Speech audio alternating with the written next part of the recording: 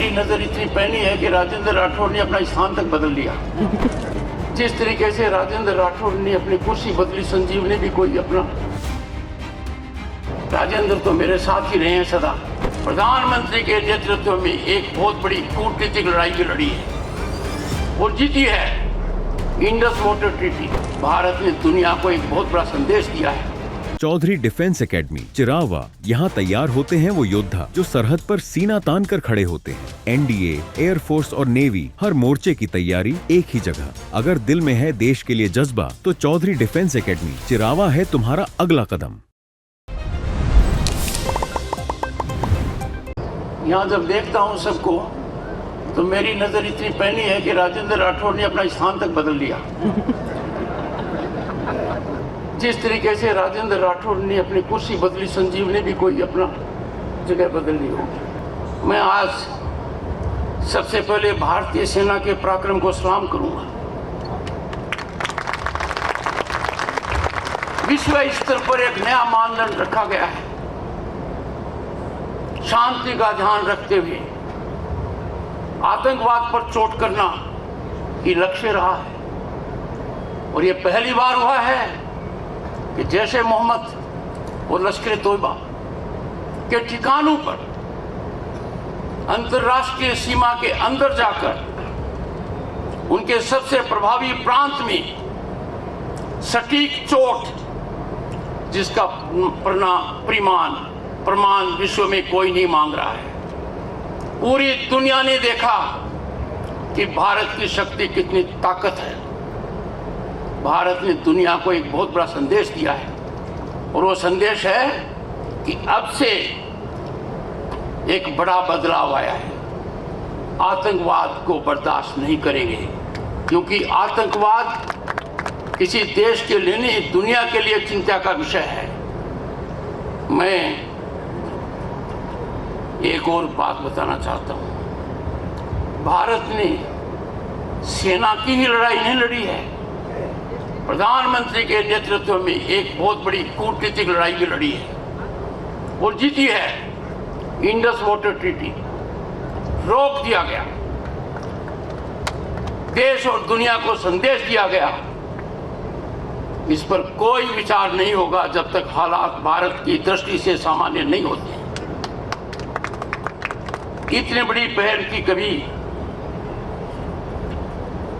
न तो सोचा गया था न विचार किया गया था। पर इसकी शुरुआत कब हुई? सबसे पहले भारत ने अपनी ताकत दिखाने के लिए राजस्थान की भूमि पर मई के महीने में पोखरण 2 किया। अटल बिहारी वाजपेयी देश के प्रधानमंत्री थे, माननीय भैरू सिंह शेखावत राजस्थान में मुख्यमंत्री थे।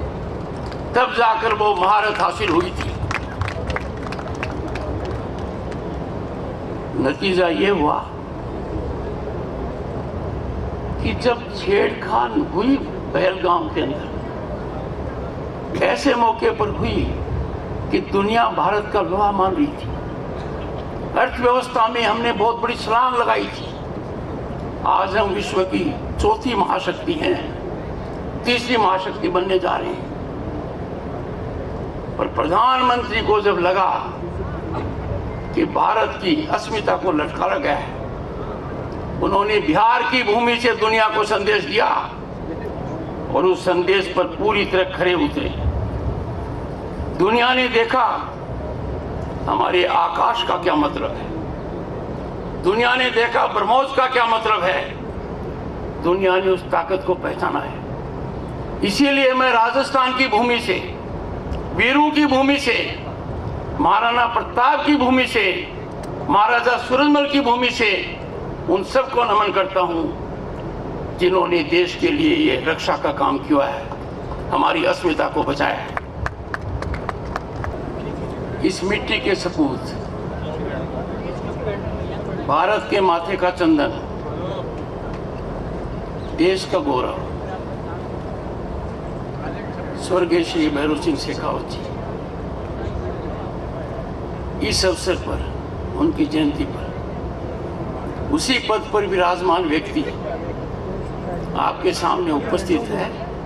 पर सबसे महत्वपूर्ण यह है कि मैंने जीवन में कभी कल्पना नहीं की थी कि मुझे इतना गौरव मिलेगा कि जिस व्यक्ति ने मुझे राजनीति में प्रवेश कराया, मेरा हाथ पकड़ा, मुझे दिशा दी, दर्शन सिखाया और हर मौके पर ऐसा योगदान किया कि मैं उस स्थान पर पहुंच गया जहां वो विराजमान थे।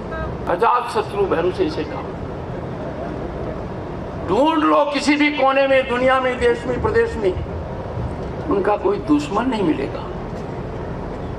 उन्होंने राजनीति में एक बात परिभाषित की कि राजनीति में कोई दुश्मन नहीं होता है। आज के नेतृत्व को हर दल के अंदर ये बात सीखने की आवश्यकता है।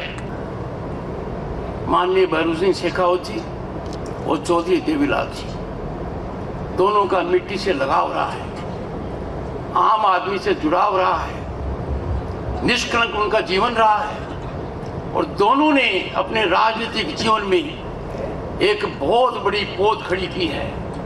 मैं उसका छोटा सा पत्ता हूं। राजेंद्र तो मेरे साथ ही रहे हैं सदा, उन सबका मैं क्षमा प्रार्थी हूं और मैं यहां से ऊर्जा लेकर जा रहा हूं, एक संकल्प लेकर जा रहा हूं कि जन कल्याण और जन सेवा करने के लिए कोई सीमा नहीं है। हम भारतीय हैं, भारतीयता हमारी पहचान है, राष्ट्रवाद हमारा धर्म है, राष्ट्र सर्वोपरि है। राष्ट्र हित से ऊपर कोई हित नहीं हो सकता, न राजनीतिक हो सकता, न आर्थिक हो सकता।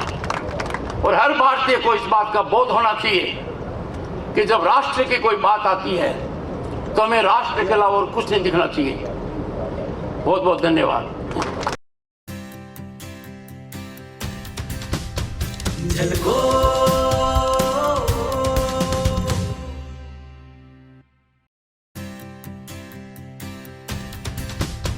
झलको